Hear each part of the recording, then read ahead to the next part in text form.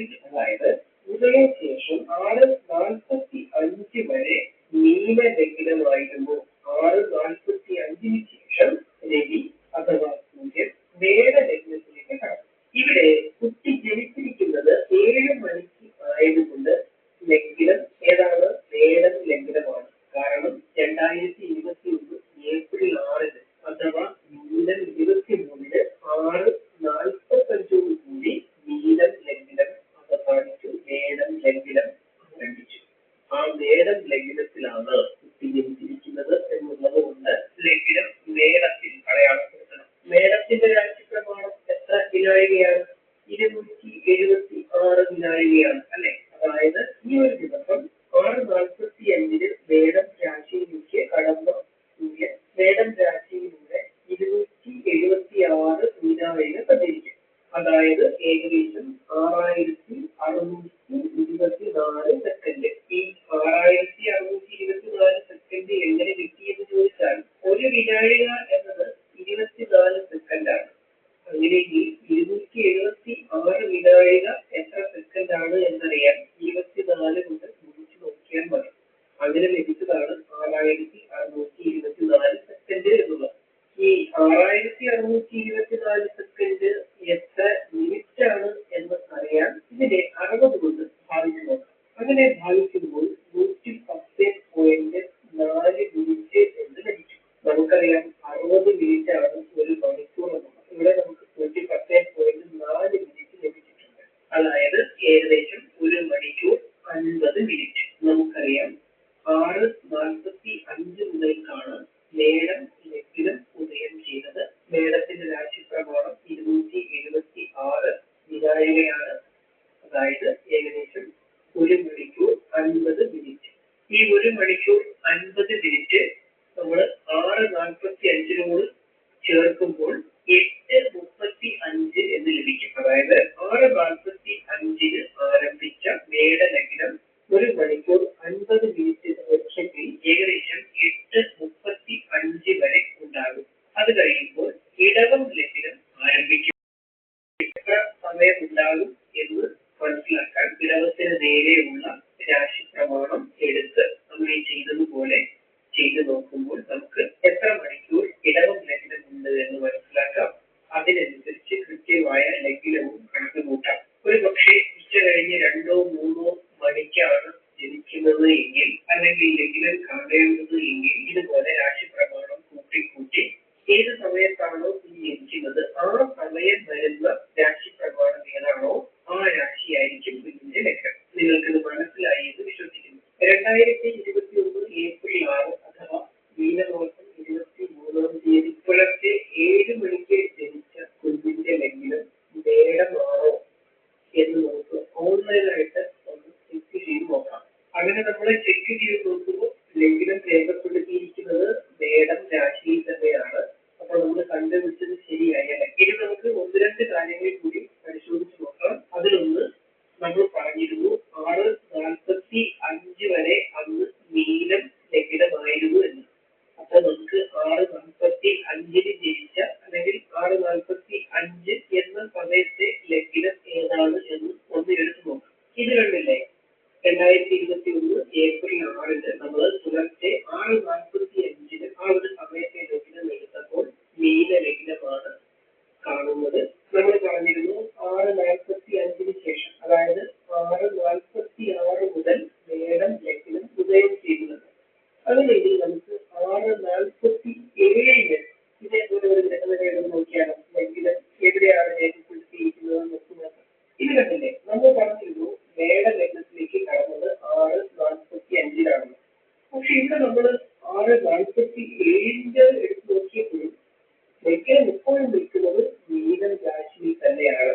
എന്നാൽ 6:48 ലഗ്നം നിൽക്കുന്നത് മേടം രാശിയിൽ. അതായത് നമ്മൾ കണക്ക് കൂട്ടിയപ്പോൾ ആദ്യം 6:45 ശേഷം മേടം രാശിയിലേക്ക് ലഗ്നം കടന്നു എന്ന് നമ്മൾ ജനിച്ചെടുത്തു. പക്ഷേ കമ്പ്യൂട്ടറിൽ നമ്മൾ ചെയ്തു നോക്കുമ്പോൾ 6:48 മീനം രാശിയിൽ നിന്ന് മേടം രാശിയിലേക്ക് ലഗ്നം കടന്നത്. 6:45 6:48 ഇടയ്ക്ക് ഏകദേശം 3 മിനിറ്റിന്റെ വ്യത്യാസം ഉണ്ടായിരുന്നു. ഇത് നമുക്ക് പറ്റിയ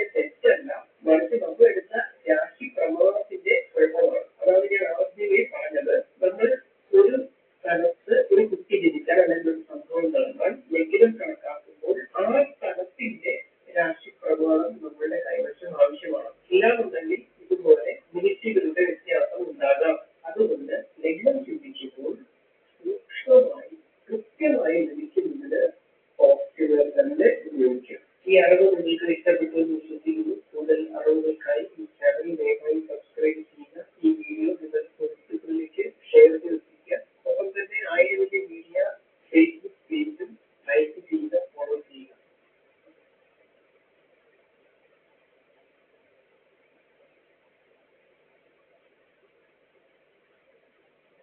സുഹൃത്തുക്കളെ നമസ്കാരം.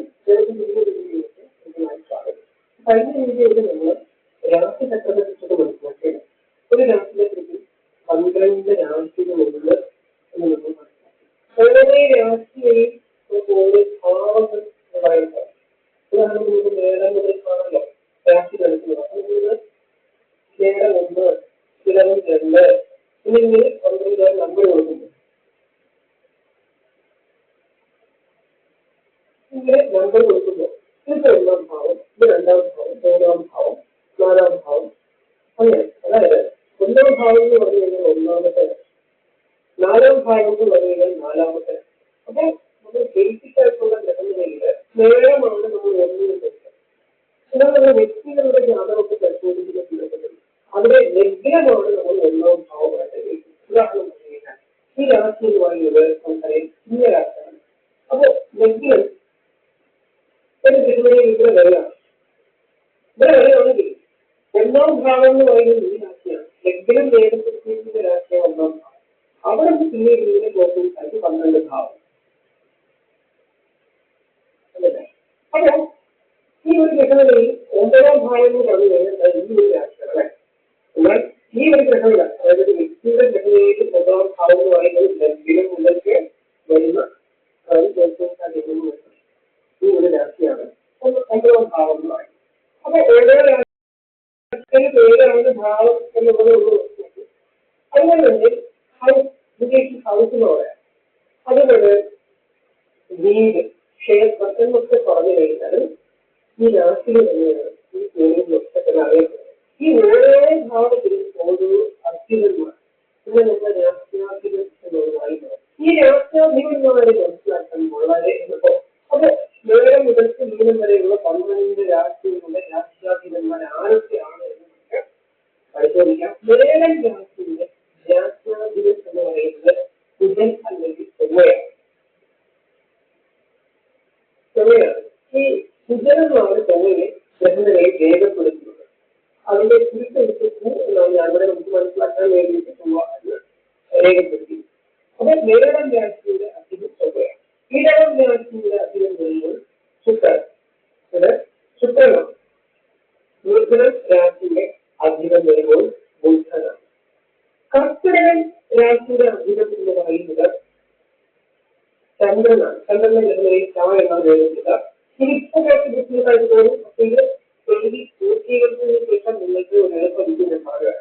ചിങ്ങരാശിയുടെ അധികം സൂര്യനാണ്. ഗ്രഹങ്ങളുടെ നെടുനായകത്തിൽ നയിക്കുന്ന ഗ്രഹമാണ് സൂര്യൻ. നമ്മൾ കാലിയാണ് സൂര്യൻ.